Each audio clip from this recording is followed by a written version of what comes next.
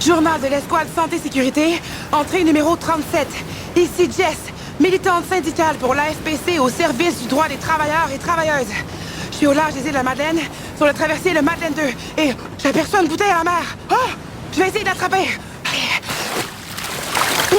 Je l'ai! Heureusement, j'ai vraiment des super longs bras. Voyons voir. Cher Jess, je m'appelle Marco et je suis agent des services frontaliers à Rigaud. La CNESST a refusé ma réclamation pour mon accident de travail. Qu'est-ce que je dois faire? Marco, inquiète-toi pas. Je connais le bon monde au bureau régional de ton syndicat. Comme je disais, j'ai le brelon. OK, j'arrive!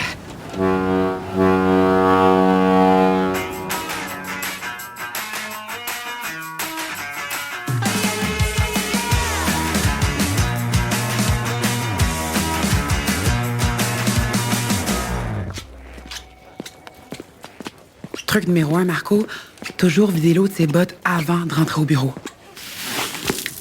Oups!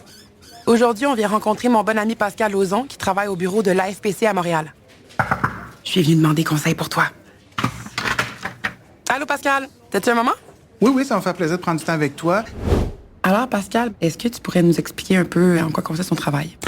Moi, je suis conseiller syndical à l'Alliance de la fonction publique du Canada. Et puis, dans le cadre de mes fonctions, je fais de la négociation de conventions collectives et je fais également de la représentation de travailleuses, travailleurs au tribunal administratif du travail à la division santé et sécurité au travail. T'es la bonne personne pour nous. Je t'explique.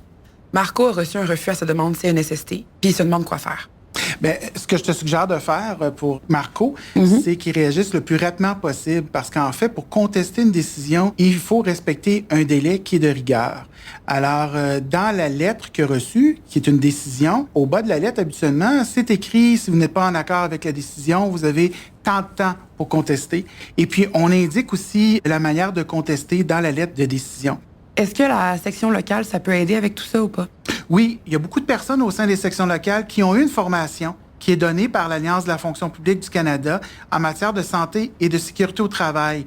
Et il y a une formation qu'on donne de quelques jours qui est justement très, très ciblée sur comment remplir une réclamation du travailleur à la CNSST et aussi comment contester.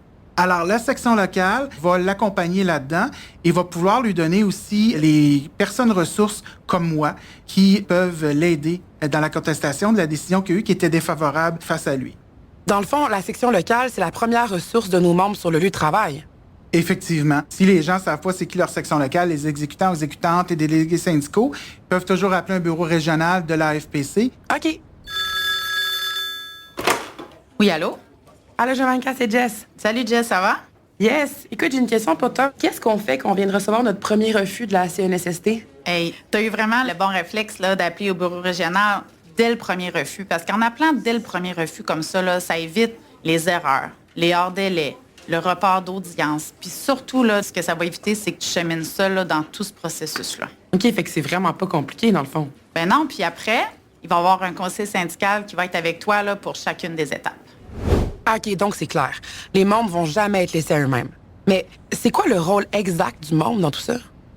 Le membre, en matière de réclamation à la SNES, on est toujours là-dedans, le membre a une obligation, en fait, de collaborer. En fait, on va lui demander de consigner par écrit des faits. Qu'est-ce qui s'est passé? À quelle heure ou quelle date ça s'est passé? Est-ce qu'il y avait des personnes qui étaient témoins? On va lui demander aussi de nous donner une liste des professionnels de la santé qu'il a ou qu'elle a consultés dans le cadre de sa réclamation. Pourquoi?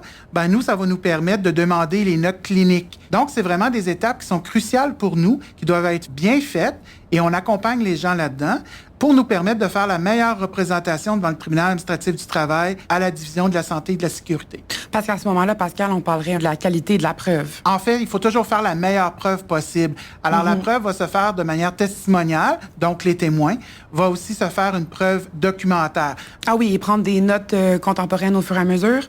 Effectivement, parce que lorsqu'on va faire référence à des notes, la partie adverse va probablement poser une question sur quand ces notes ont été prises. Le tribunal également a la possibilité de poser des questions aux travailleurs ou à la travailleuse, aux différents témoins aussi qui sont là. Tout ça pour nous permettre de faire la meilleure des preuves possibles devant le tribunal lorsqu'on sera en audience. On a aussi la possibilité d'essayer de négocier un règlement hors tribunal.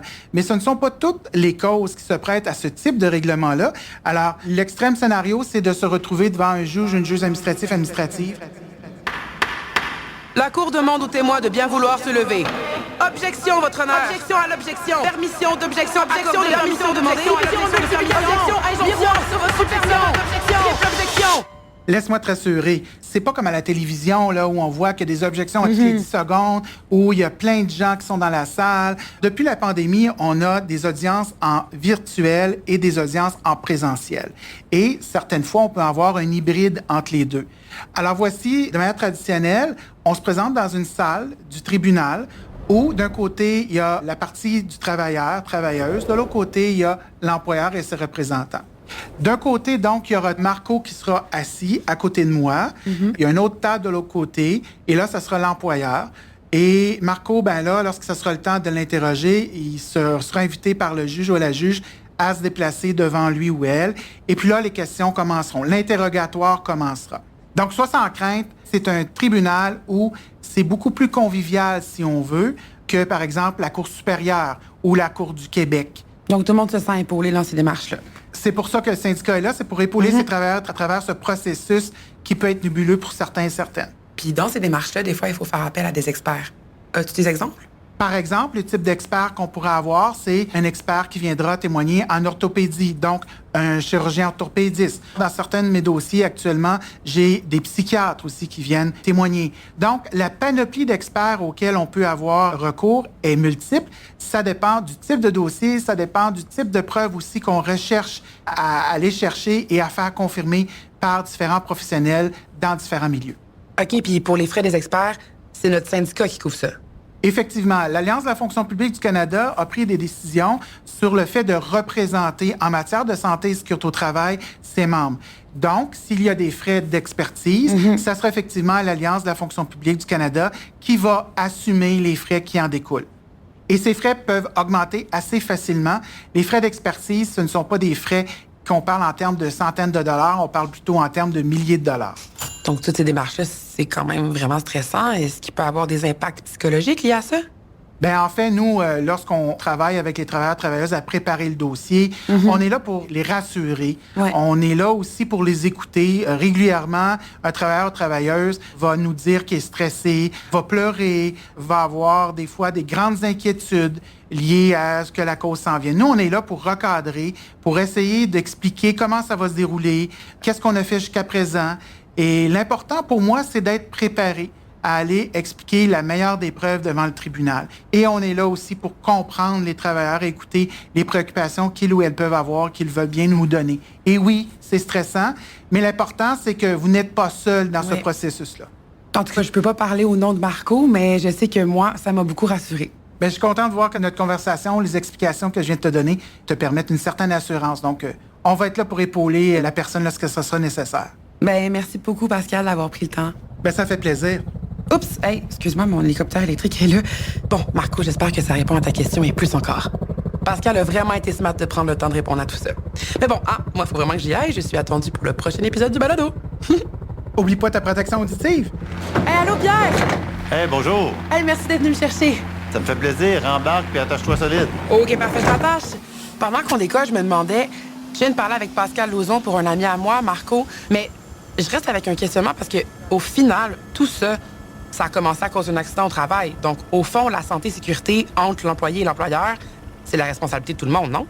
Ah, ça, c'est un vrai sophisme d'affirmer là, que la santé et sécurité du travail, là, c'est une responsabilité partagée. Bien, je sais que Marco, il prend la sécurité très au sérieux. Oui, c'est sûr que les employés, là, ils doivent faire attention, ils doivent participer, ils doivent aider à assainir le milieu de travail.